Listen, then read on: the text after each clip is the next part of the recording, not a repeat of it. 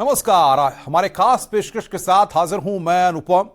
CM योगी 30 जून को संगम नगरी प्रयागराज जाएंगे। मुख्यमंत्री प्रयागराज में माफिया अतीक अहमद के कब्जे से खाली हुई जमीन पर बनाए गए सरकारी फ्लैटों के लाभार्थियों को चाबी सौंपेंगे। प्रयागराज के लूकरगंज इलाके में अतीक अहमद के कब्जे से खाली कराई गई जमीन पर गरीबों के लिए 76 फ्लैट बनाए गए हैं। इन फ्लैटों का आवंटन हो चुका है। लाभार्थियों को सीएम योगी आदित्यनाथ अपने हाथों से चाबी सौंपेंगे। खास बात यह है कि जरूरतमंदों को सिर्फ 3.5 लाख में फ्लैट दिए जा रहे हैं।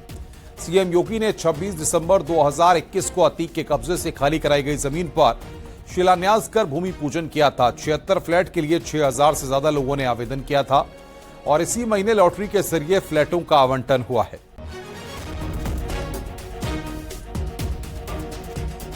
माफिया अतीक अहमद के कब्जे से मुक्त कराई गई 1731 वर्ग मीटर जमीन पर गरीबों के लिए आशियाना बनकर तैयार है। और ये जो आशियाने हैं वो 76 फ्लैट प्रधानमंत्री शहरी आवास योजना के तहत बनाए गए हैं, जिनकी कीमत 6 लाख रुपए है। हालांकि इसमें 2.5 लाख रुपए की सब्सिडी केंद्र और राज्य सरकार दे रही है। और 9 जून को इसका लॉटरी के माध्यम से 76 लाभार्थियों को आवंटन भी कर दिया गया है। सीएम योगी आदित्यनाथ खुद 30 जून को प्रयागराज के दौरे पर आ रहे हैं और इन फ्लैटों का वो स्थलीय निरीक्षण करेंगे। इसके साथ ही साथ सीएम योगी आदित्यनाथ इन फ्लैटों को देखेंगे और तमाम जो लाभार्थी हैं 76 लाभार्थियों को वो अपने हाथों से चाबी सौंपेंगे। और इसको लेकर आप देख सकते हैं कि यहाँ पर तैयारियों को अंतिम रूप दिया जा रहा है। यहाँ पर जो पेंटिंग का काम है वो किया जा रहा है और इसके साथ साथ सजावट के लिए यहाँ पर फूल पौधे लगाए जा रहे हैं, सफाई का काम किया जा रहा है और ये सभी काम युद्ध स्तर पर किए जा रहे हैं। दरअसल जब माफिया के खिलाफ ऑपरेशन चलाया गया तो माफियाओं की जो अवैध संपत्ति थी, जो सरकारी जमीनों पर उन्होंने कब्जा किया था, उसी के तहत माफिया अतीक अहमद के कब्जे से ये 1731 वर्ग मीटर जमीन 5 इलाके में लूकरगंज में खाली कराई गई थी। और सीएम योगी आदित्यनाथ जब दिसंबर 2020 में अधिवक्ताओं के समागम में आए थे तो उन्होंने ऐलान किया था कि माफिया से खाली कराई गई जमीन पर गरीबों के लिए आशियाने बनाए जाएंगे। और 26 दिसंबर 2021 को इसी जगह पर आकर सीएम योगी आदित्यनाथ ने इसका भूमि पूजन किया था, शिलान्यास किया था और रिकॉर्ड समय में 18 महीने में ये फ्लैट बनकर तैयार हुए हैं। जिसके बाद 9 जून को इलाहाबाद मेडिकल एसोसिएशन के सभागार में लॉटरी कराई गई।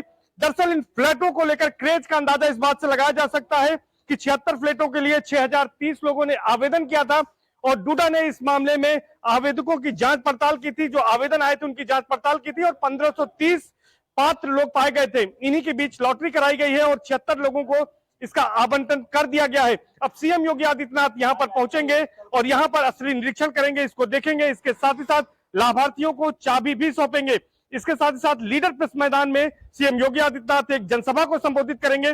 करीब 250 जो योजनाएं हैं उनका शिलान्यास और लोकार्पण करेंगे, जिनकी लागत करीब 750 करोड़ है। तो सीएम योगी आदित्यनाथ अपने इस दौरे में जहां माफिया अतीक अहमद के कब्जे से मुक्त कराई गई जमीन पर गरीबों को आशियाना बनाए जाने के बाद उसकी चाबी सौंपेंगे, वहीं प्रयागराज को महाकुंभ के पहले 750 करोड़ की 250 योजनाओं की सौगात भी देंगे। अपने सहयोगी संजीव मिश्रा के साथ सर्वेश दुबे, न्यूज़ 18 प्रयागराज। वहीं पहाड़ी इलाकों में जारी बारिश को प्रभावी मैदानी इलाकों में भी देखने को इसका प्रभाव मिल रहा है। बरसाती नदियां उफान पर हैं। बारिश का पानी सैलाब बनकर बह रहा है। सहारनपुर के घाट क्षेत्र की कई नदियों में भी अचानक जलस्तर बढ़ गया है। बाढ़ जैसे हालात बने हुए हैं। बादशाही बाग नदी के तेज बहाव में एक स्कॉर्पियो कार फंस गई। लोगों ने कार से कूदकर अपनी जान बचाई है, लेकिन कार नहीं निकल पाई। नदी में पानी का बहाव कम होने के बाद गांव वालों की मदद से कार को नदी से बाहर निकाला गया।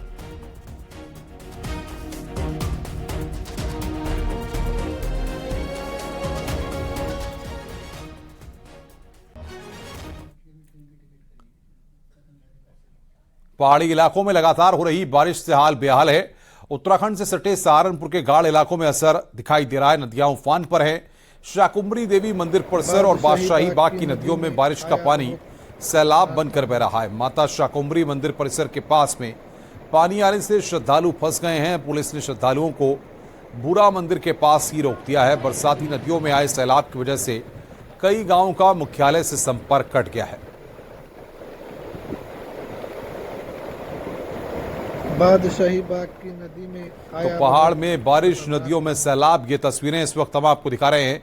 शाकुंभरी मंदिर परिसर में किस तरीके से उफान पर हैं बरसाती नदियां, ये तस्वीरें इस वक्त आपकी स्क्रीन पर, 2 तस्वीरें इस वक्त हम आपको दिखा रहे हैं किस तरीके से वहां पर कई गांव का संपर्क कट गया है।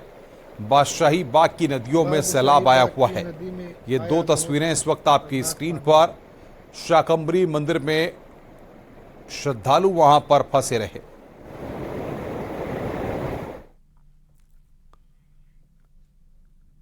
आगे बढ़ते हैं। बीजेपी सांसद और अभिनेता रवि किशन की बेटी इशिता शुक्ला अग्निवीर बनी हैं। इशिता डिफेंस फोर्स में शामिल हो गई हैं। वो भारत सरकार की अग्निवीर योजना के तहत डिफेंस फोर्स का हिस्सा बनी हैं। जनवरी में गणतंत्र दिवस परेड के दौरान इशिता दिल्ली निदेशालय की 7 गर्ल्स बटालियन की कैडेट का हिस्सा थी।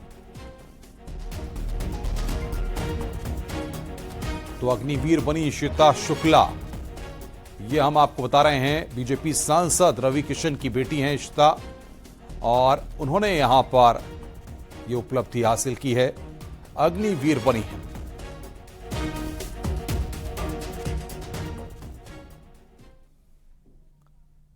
आगे बढ़ते हैं। दिल्ली एनसीआर क्षेत्र में उखला बर्ड सेंचुरी के पास एक होर्डिंग की तस्वीरें सोशल मीडिया पर वायरल हो रही हैं।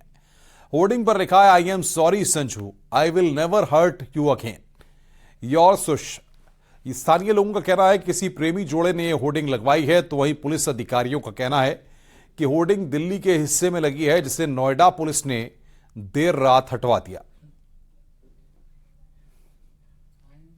तो यह होर्डिंग लगी है उखला बर्ड सेंचुरी के पास। अब तो फिलहाल यह होर्डिंग हटवा दी गई है नोएडा पुलिस के द्वारा, लेकिन नोएडा पुलिस का भी कहना था कि दिल्ली के सीमा क्षेत्र में यह होर्डिंग लगी है, लेकिन नोएडा पुलिस ने इस होर्डिंग को हटवा दिया। अब सवाल यही आ रहा है कि आखिर ये होर्डिंग किसने लगवाई है, किसके लिए लगवाई है, संजू कौन है, सुश कौन है, और आखिर किन लोगों ने ये होर्डिंग लगाई है। क्योंकि जाहिर तौर पर इतनी बड़ी होर्डिंग लगाना, उसको छपवाना और ऐसे चौराहों पर, ऐसे रास्तों पर लगवाना जहां पर लोग उसे देखें, उसका मतलब क्या है। और होर्डिंग के लिए बाकायदा अथॉरिटीज की परमिशन लेनी पड़ती है, बाकायदा उसके लिए टैक्स जमा होता है, तब इस तरह की होर्डिंग लगती है। लेकिन आखिर ये होर्डिंग क्यों लगवाई गई और किसने लगवाई, इसको लेकर चर्चाओं का बाजार गर्म है।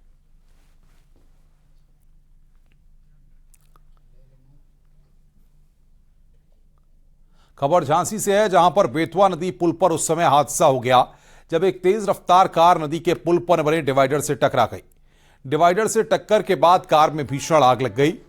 कार सवार 3 लोगों को मुश्किल से बाहर निकाला गया। कार नदी में गिरते गिरते बची है। ये तस्वीरें इस वक्त हम आपको दिखा रहे हैं। डिवाइडर से कार टकराई और धू धू कर कार की जलती हुई तस्वीरें इस वक्त आप देख रहे हैं। कार में आग लग गई। स्थानीय लोग मौके पर पहुंचे। फिलहाल जो जानकारी है उसके मुताबिक 3 लोग वहां पर इस हादसे में झुलसे हैं।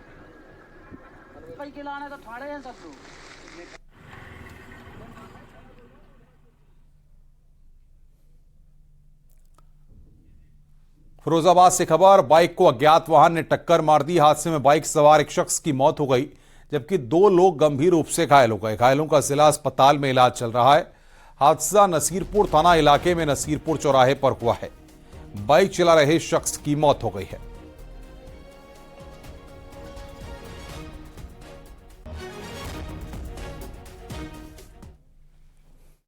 किसी कारणवश अपने काम से आए थे शकोबाद से वापसी जा रहे थे, तो ये खड़े हुए थे नसीबपुर थाने से थोड़ा नज़दीक, थोड़ा आगे या पीछे, तो किसी अज्ञात वाहन की चपेट में आकर ये घायल हो गए। उसमें से एक हमारा व्यक्ति जो ऑन स्पॉट ही खत्म हो गया और बाकी 2 लोग अस्पताल में एडमिट है।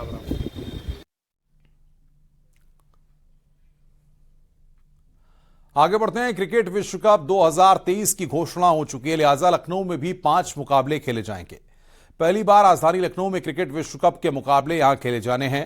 पहला मैच 13 अक्टूबर को ऑस्ट्रेलिया बनाम साउथ अफ्रीका के बीच होगा। इसके बाद 16 अक्टूबर 2023 को ऑस्ट्रेलिया बनाम क्वालिफायर 2 के बीच में मुकाबला होना है और 21 अक्टूबर 2023 को क्वालिफायर 1 बनाम क्वालिफायर 2 के बीच में मुकाबला होना है।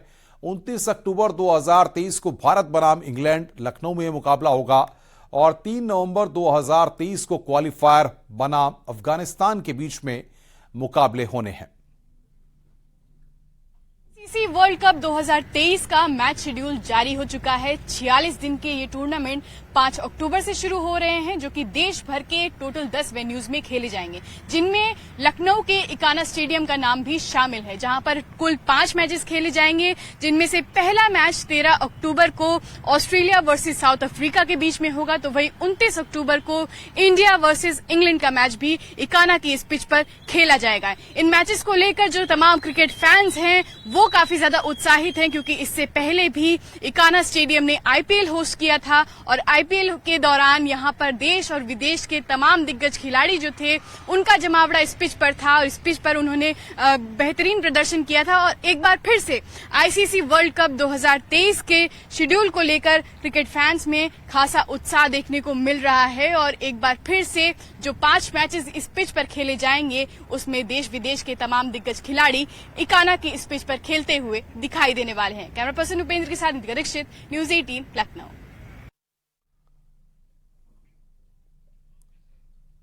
गोरखपुर विश्वविद्यालय का आज 41वां दीक्षांत समारोह आयोजित हुआ। इस समारोह में कुल 127 गोल्ड मेडल दिए गए। इस बार के दीक्षांत समारोह में लड़कियों ने बाजी मारी है। विश्वविद्यालय के 127 गोल्ड मेडल में से 46 गोल्ड मेडल जो 46 मेडल हैं वो प्रशासनिक और 81 मेडल डोनर को प्रदान किए गए।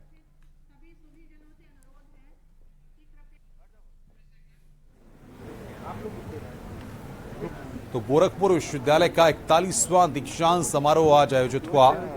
इस दौरान बड़ी संख्या में लड़कियों को मेडल दिए गए।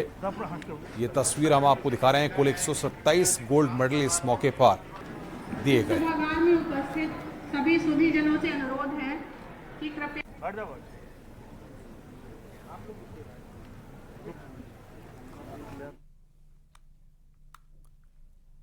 आगे बढ़ते हैं। नोएडा में मंगलवार को निधि आपके निकट शो 2 कार्यक्रम का आयोजन नोएडा के सेक्टर 84 में किया गया। इस कार्यक्रम का उद्देश्य अंशधारकों और पेंशन धारकों की समस्याओं का तुरंत समाधान करना था। कार्यालय में जीवन प्रमाण पत्र, मेंबर प्रोफाइल अपडेशन, ई नामांकन के लिए अलग से डेस्क बनाई गई थी। इस कार्यक्रम का नेतृत्व क्षेत्रीय भविष्य निधि आयुक्त जोगिंदर सिंह ने किया।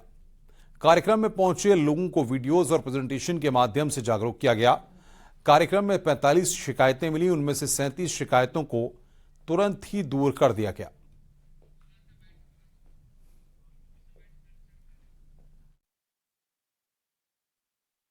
निधि आपके निकट में मेरे को जो लंबे समय से डिजिटल सिग्नेचर का इशू आ रहा था वो बहुत अच्छे से बता दिया और वो रिजॉल्व कर दिया। इसके लिए मैं ईपीएफ नोएडा को बहुत बहुत धन्यवाद देता हूँ।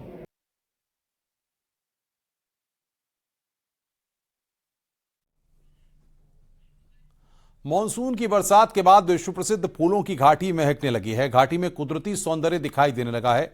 अभी तक फूलों की घाटी में 1 जून से 1260 पर्यटक पहुंच चुके हैं, जिसमें 17 विदेशी सैलानी शामिल हैं।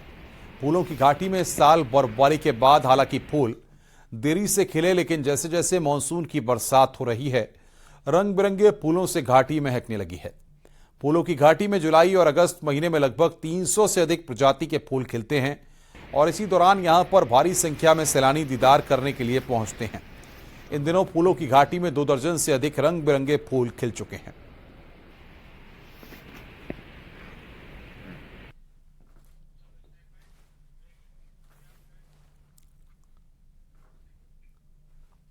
रुक रहे हैं यहां पर एक ब्रेक के लिए। ब्रेक के बाद खबरों का सिलसिला लगातार जारी है।